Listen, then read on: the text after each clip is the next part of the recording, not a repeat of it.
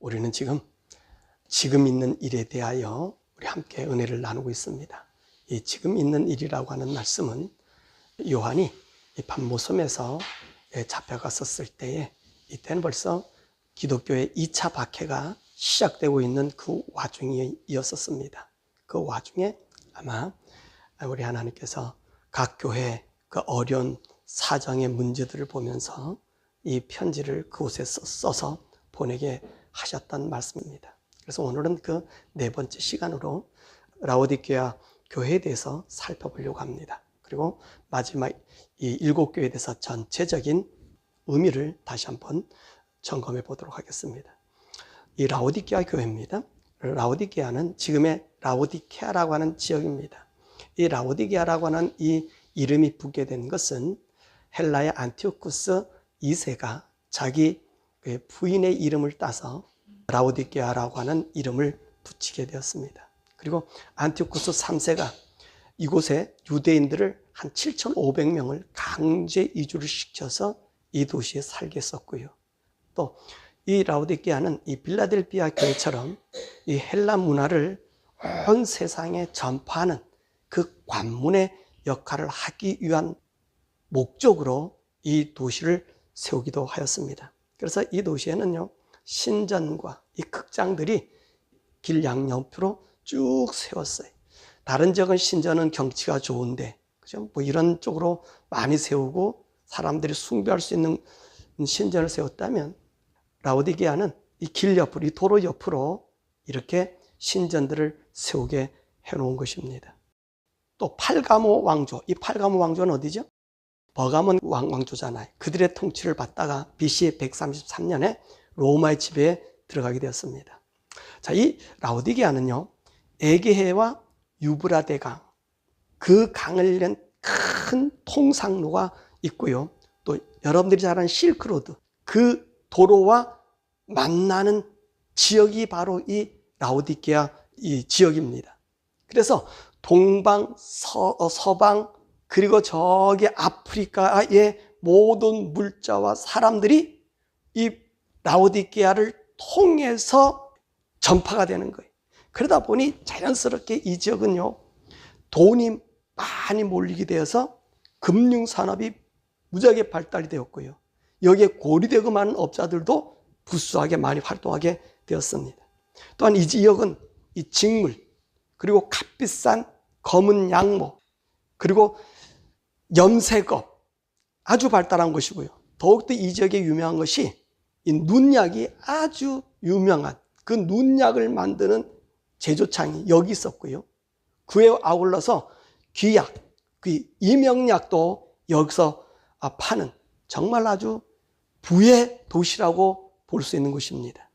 자, 이 라오디게아 교회는 바울의 동역자인 에바브라에 의해서 세워진 교회라고 합니다. 그래서 이 라오디게아의 북쪽에는 히에리볼리라고 하는 곳이 있고요. 북동쪽에는 약 14km 떨어진 곳에 여러분이 잘 아는 골로세란 교회가 있습니다. 또 이 라오디게아는 빌라디알 교회에서 약 동남쪽으로 72km 지점에 있고요. 그리고 에베소에서는 동쪽으로 160km 떨어진 지점에 있는 바로 그런 교회가 됩니다. 자, 이 라오디 교회에 우리 주님은 어떻게 나타나셨을까요? 14절의 말씀 보니까 아멘이시요, 충성되고 참된 증인이시요, 하나님의 창조의 근본이신 이다. 그런 모습으로 오늘 우리 주님이 이 라오디게아 교회에 나타났습니다. 그럼 예수님께서 오늘 나타난 이 모습을 보면 아멘이다, 충성이다, 참된이다, 이런 말을 사용하고 있어요. 이 모든 말은 한마디로 얘기할 수 있냐면 진실되다 라고 얘기할 수 있다는 말씀이죠. 이렇게 강조한 것은 오늘 우리 예수님이 진실을 생명처럼 이 증인이 되기 위한 예수님이심을 말씀해주고 있다는 것입니다. 이 증인이란 말이 무슨 말이냐면 자신의 생명을 버릴 각오를 하고 상대방의 증인을 서주는 것을 말씀하시는 것이지요. 우리 예수님이 이 세상에 오셔서 이 증인이 되시기 위해서, 우리 영원한 천국을 주시기 위한 하나님의 말씀이 온전함을 보여주시기 위해서 그분은 우리 인생들을 위해서 생명을 바쳐서 하나님의 증인이 된 거예요. 그리고 이 증인된 우리 주님이 죽음을 정복하시고 그리고 모든 만물에 주관하신 하나님으로서 오늘 진실된 하나님, 이 창조의 근본이신 하나님의 모습으로 라오디게아 교회에 나타나게 되어진 것입니다. 또한 하나님께서 이 라오디게아 교회 사자에게 편지하라고 이렇게 이야기한 것은 헬라 당시에는 이 라오디게아라고 하는 지역이 8군데가 있었다고 합니다. 그런데 오늘 편지를 보낸 곳은 8군데가 아니라 바로 이 라오디게아 교회에게 편지한 거예요. 지금 어려움과 고난과 세상의 물류가 쏟아져 들어오는 바로 이곳에 우리 주님이 편지를 쓰시면서 나는 창조주 하나님이시기에 너희들이 이 편지를 받고 이런 삶을 살기를 원한다 하시는 말씀인 것입니다. 자, 그런데 우리 주님께서 이 교회에 책망하고 있습니다. 15절에서 17절의 말씀입니다. 이들의 믿음의 행동인 거예요. 이들의 믿음의 행동이 어떤 행동이었습니까? 차갑지도 않고 뜨겁지도 않은 신앙 생활이었다는 것입니다.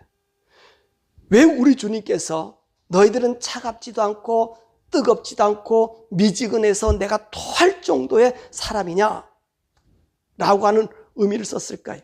우리는 성경에서 말씀을 우리가 보면 7교회에 대해서 우리 예수님께 나타나셨을 때 또 책망하셨을 때 그 사람들이 잘할 수 있는 역사나 환경이나 그 지역 조건을 통해서 말씀하셨어요.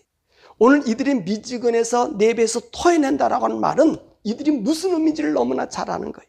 왜냐하면 이곳에 팔무칼레라고 하는 온천으로 아주 유명해요. 여러분들 영화를 보면 어떤 영화를 보면 그 산꼭대기에서 물이 쫙 흘러내리며 석회암이 있고 거기 신녀들이 있고 이런 아주 환상적인 도시 모습을 볼 수 있죠. 그게 바로 이 지역이에요. 파무켈라라고 하는 그 지역의 그 모습이 꼭 천상 같아요. 그래서 거기 그런 물이 내려오는 것이 바로 이 온천수가 내려와가지고 그렇게 석회암을 만들고 뭡니까? 따뜻한 물로 지금도 많은 관광객들이 찾아서 온천욕도 즐기고 있는 곳이거든요. 그런데 이 온천수를 여러분 드셔보셨나요? 우리는 속초에 있을 때 거기 온천수 있어서 그 온천수 이렇게 먹으면 건강에 좋다 해서 그 온천수를 제 뜨거운 물을 이렇게 마시면서 목욕을 합니다. 근데 이 온천수가 따뜻하거나 차면은 괜찮습니다. 근데 이 온천수가 미지근하죠?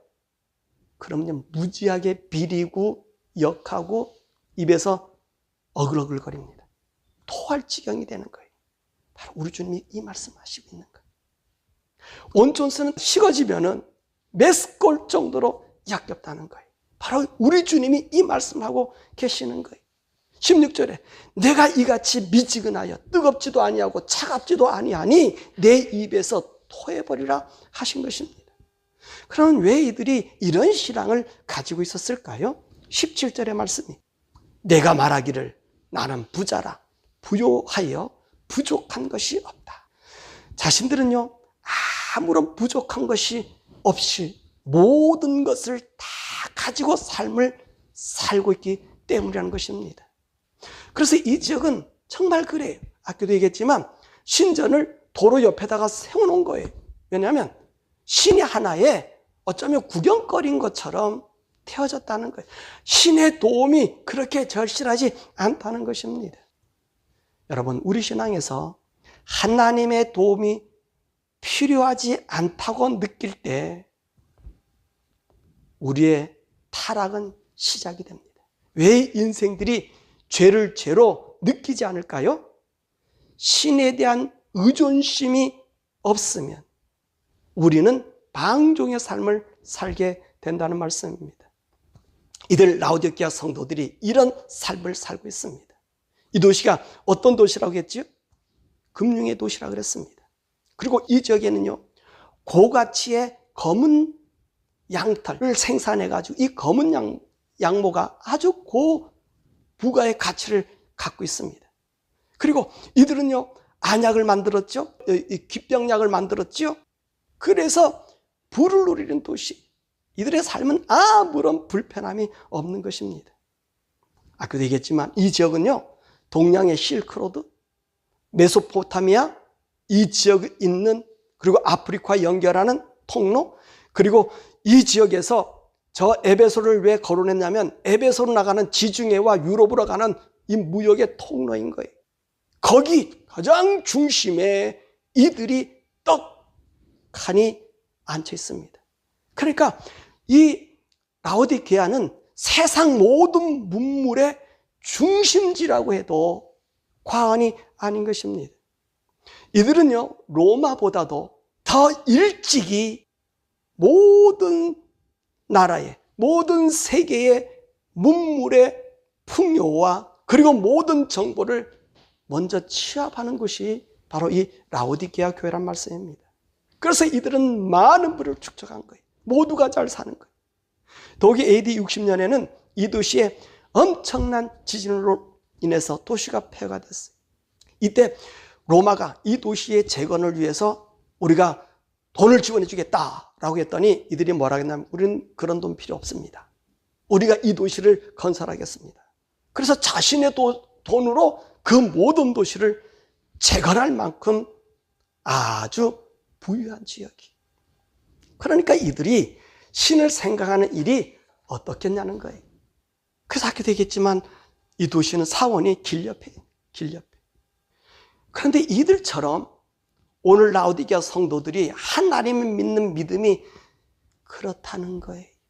하나님에 대해서 절실한 그런 마음을 갖고 있지 않다는 거예요. 바울이 골로새에서 이런 말합니다. 라오디아 교회에서 오는 편지도 너희들 함께 읽기를 원한다.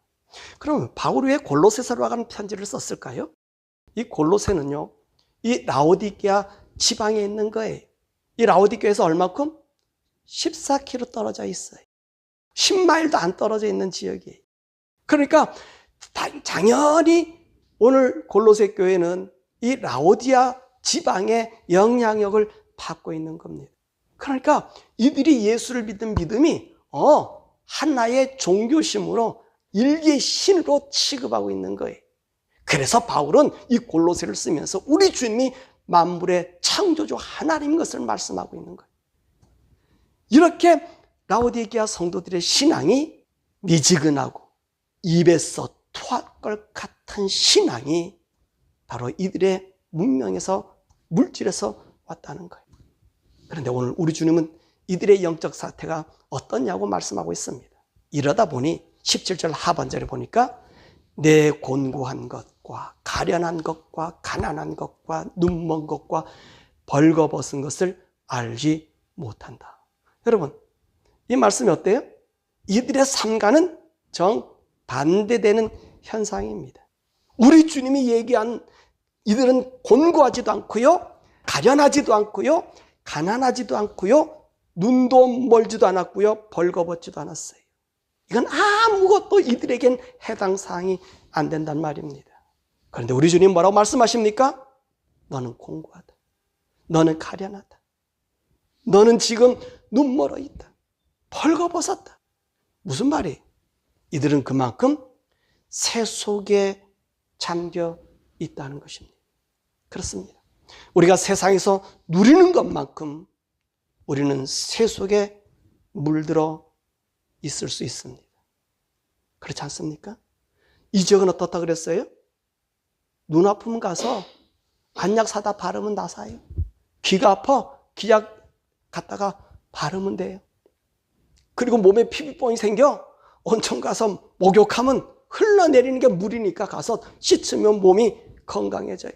여러분, 그리고 세상의 중심이다 보니 별의별 음식 먹을 수 있는 거 다 먹을 수 있는 모든 것이 풍요해요. 근데 기도할 이유가 있겠습니까? 기도할 필요가 아무도 없어요. 바로 이들이 그런 상태에 있다 보니 먹을 것이나 입을 것이나 치료받는 것이나 부족한 것을 못 느꼈다는 거예요. 이 겉으로 이들의 살아간 삶은 전혀 부족함이 없다는 말입니다. 그런데 우리 주님은 너네들이 공고하다, 가련하다, 가난하다, 눈 멀었다, 벌거벗었다라고 말하고 있는 거예요. 그래서 18절에 우리 주님 뭐라고 말씀하십니까? 내가 너를 권하노니 내게서 불로 연단한 금을 사서 부요하게 하고 흰 옷을 써 입어 벌거벗은 수치를 보이지 않게 하고 안약을 사서 눈에 발라 보게 하라. 자, 불로 연단한 금을 사라고, 그래서 부요하게 하라고 말합니다. 무슨 의미일까요? 여러분, 우리의 믿음은요, 시험을 통해야 온전해지는 것입니다.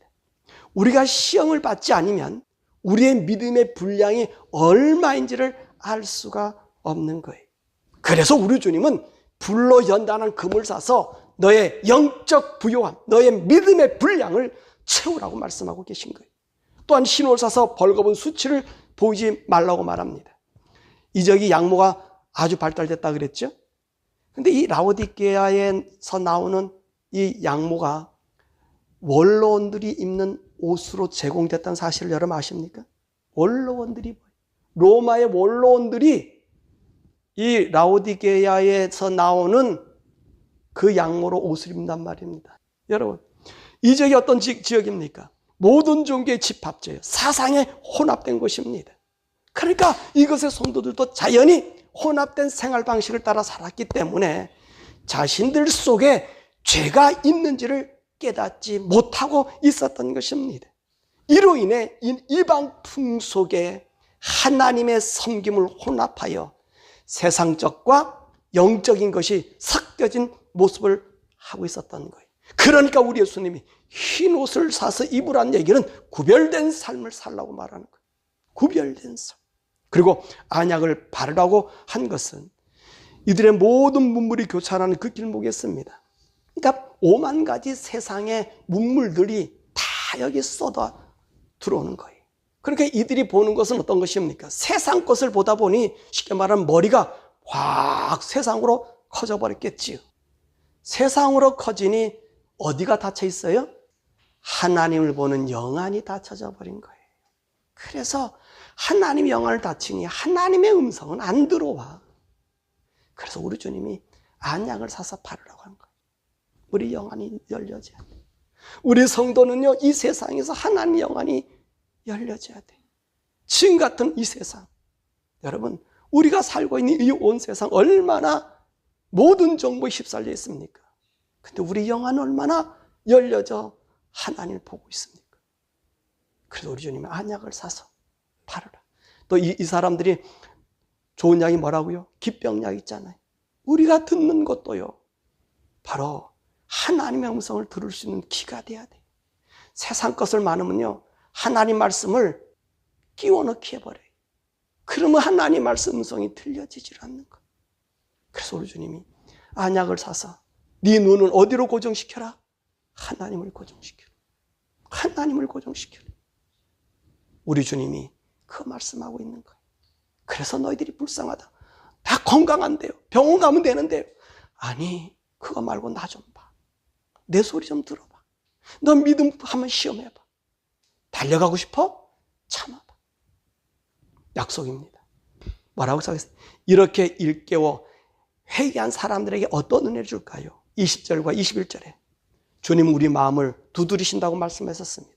그래서 문을 열면, 다시 말하면 회개하면 내가 그에게로 들어가 그로 더불어 먹고 그는 나로 더불어 먹으리라. 그렇습니다. 우리에게 세상을 따르지 말라시는 말씀입니다. 예수님께서 이들에게 얘기하셨을 거예요. 세상이 아무리 부유해도 보아라. AD 60년에 지진 한번 나니까 이 성의 모든 것이 다 무너지지 않느냐, 파괴되지 않느냐.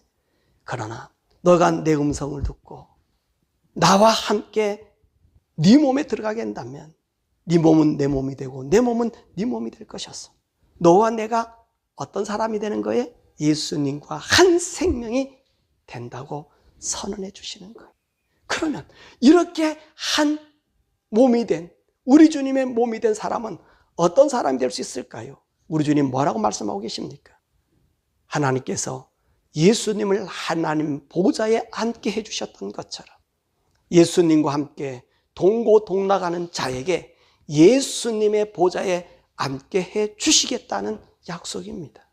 여러분, 이 무슨 말입니까? 우리 하나님께서 예수님의 영광을 주시겠다는 얘기 아닙니까? 그렇습니다.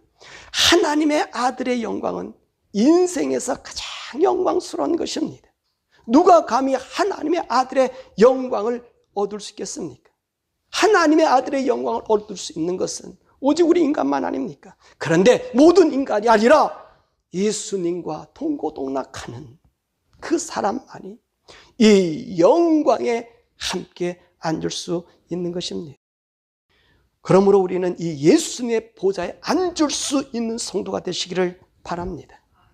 세상의 혜택, 과학이나 의술이나 문명보다 오히려 이런 혜택을 누리지 못해도 오직 우리 예수님을 믿어 하나님의 능력으로 정복해 나가는, 그래서 우리 하나님이 온전하신 보호하심을 받는 우리 성도가 되어야 될 줄 믿습니다.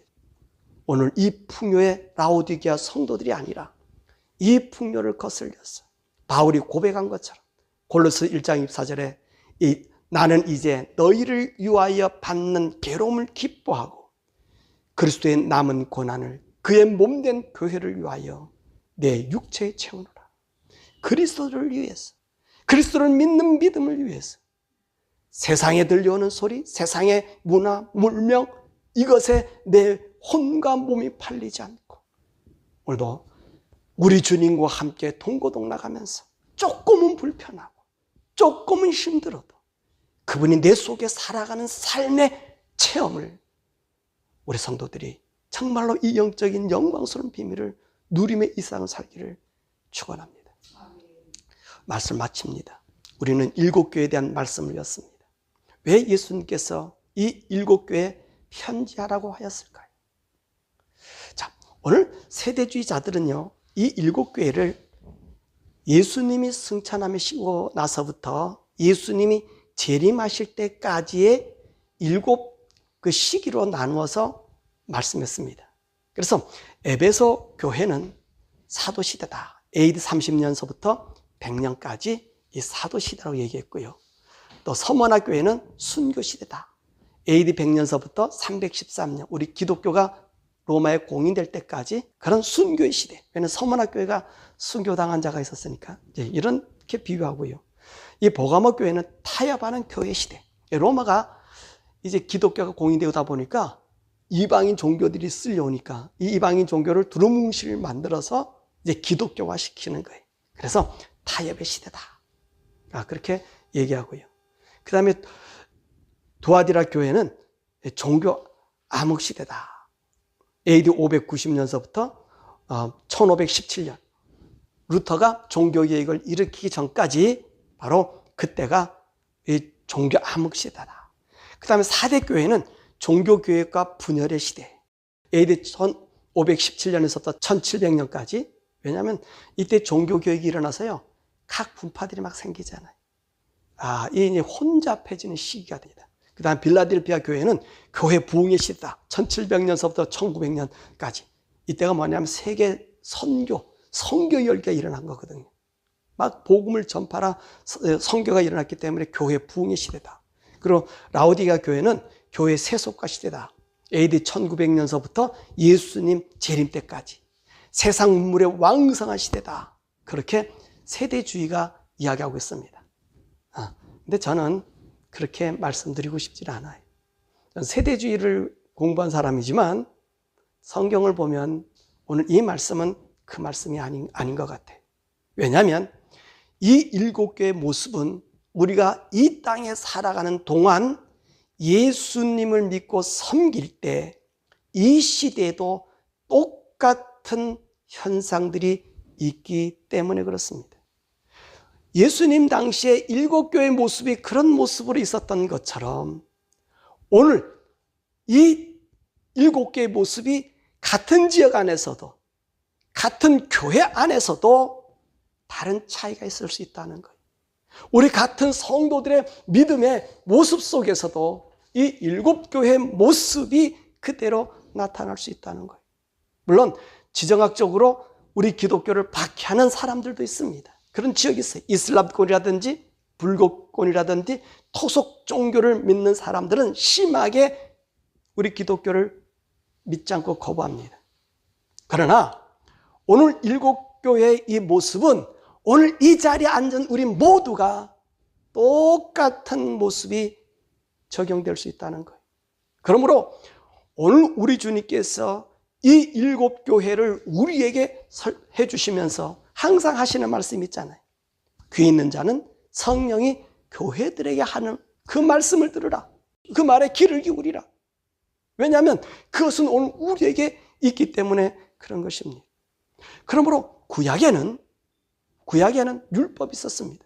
그래서 매일 이들이 제사를 통해서 구약에 비추어 그들의 삶을 살아갔다면 오늘 우리는 예수의 복음, 구원의 생명의 말씀의 경고를 비추어 살면서 우리가 회개하며 이 세상을 살아야 되는 거예요.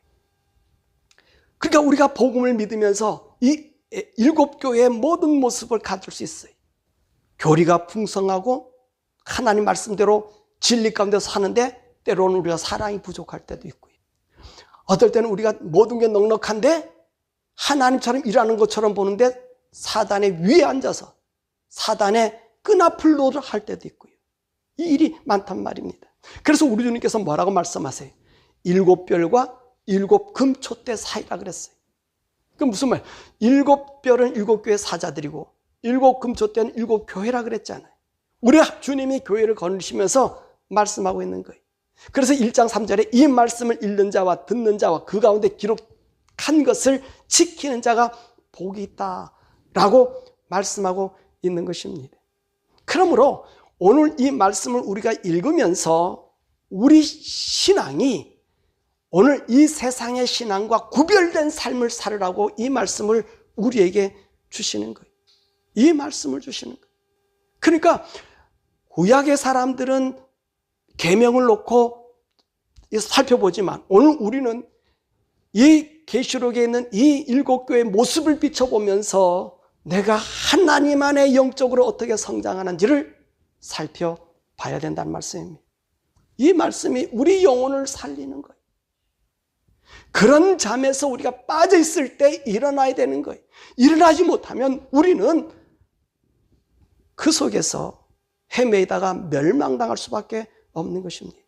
그러니까 우리 주님께서 우리에게 이 약속해 주고 있지 않습니까? 일곱 개의 약속하신 복, 바로 우리 영혼에 새겨 놓으라고 말씀해 주고 있지 않습니까? 그러니까 낙원의 생명나무 열매를 먹게 하여 주실 것이고 생명의 멸관을 받아 둘째 사망의 해를 피하게 해줄 것이고 감추인 만나를 주시고 흰돌에 새 이름을 새겨 주시며 만국을 다스리는 철장의 권세를 주어 새벽별 같게 하시고 흰옷을 입혀 영원한 생명책에 기록하여 그 이름을 하나님과 천사들 앞에 기념하게 하시고 성전의 기둥이 되어 하나님의 이름과 새 예루살렘의 이름과 예수님의 새 이름, 왕의 이름을 우리에게 새겨주실 것이어서 오늘 하나님 보좌에 앉아 영원한 동고동락의 약속을 주시겠다 하신 거예요.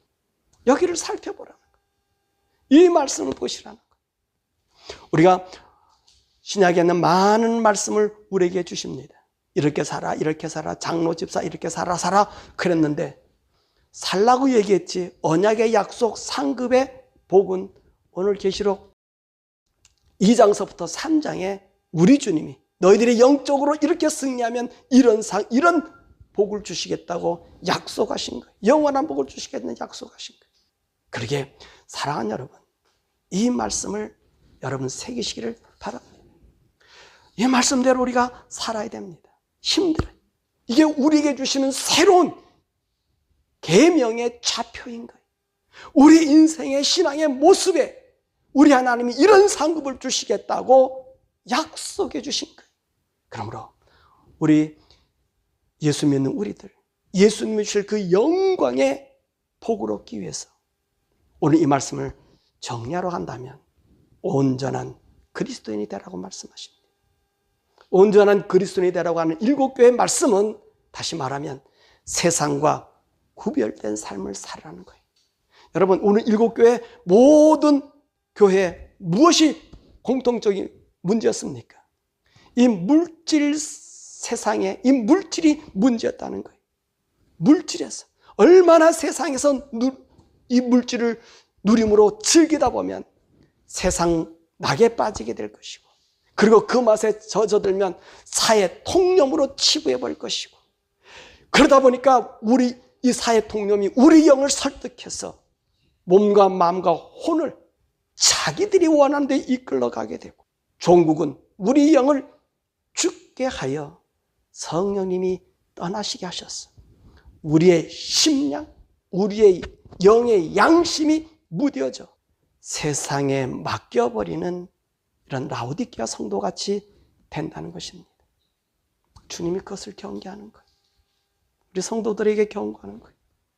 그래서 이 세상 살이가 힘들어도 물질 문명의 혜택을 좀 덜 누리셔도 일곱 교회에 약속하신 하나님의 이 언약의 약속을 굳게 믿고 예수님이 우리 안에 자정하셔 우리와 함께 먹고 마시고 우리 생명 다하는 날까지, 우리 예수님이 이 땅에 오시겠다고 약속하신 그 재림의 날까지 여러분의 몸과 혼과 영이 정말 우리 하나님이 인정해주고 약속해주는 그런 거룩한 성도 되기를 주 예수 이름으로 축원합니다.